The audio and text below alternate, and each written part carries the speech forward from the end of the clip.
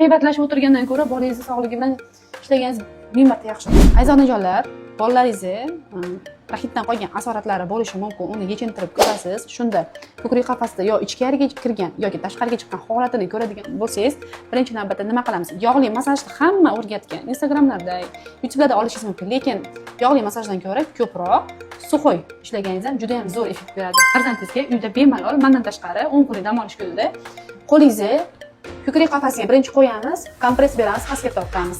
Qo'limizni qo'yamiz, pastga tortamiz. Kompress 3 minutgacha ham bo'lishi mumkin. Mana. Keyin nima qilamiz? Qo'limizni yelka qismiga va qo'rg'ani tugalash qismiga qo'yib turib tortamiz. Suxoy bo'lishi kerak. Bu hammasi quruq holatda terlar tortiladi. Bunisi ham xuddi shunaqa. 7 marta, 10 marta, 20 martagacha. Instagram ko'rib o'tirasiz, uni ko'rasiz, buni ko'rasiz. G'iybatlashib o'tirgandan ko'ra bolangizni sog'ligi bilan ishlaganingiz ming marta yaxshiroq. Qo'limizni qo'rg'on ostiga qo'yamizda, shundoq tarab pastga olib tushamiz. 8 marta, 10 marta bo'lishi kerak. Yana xuddi o'sha holat. Mana. Yana xuddi o'sha holat. Mana. Zo'r effekt.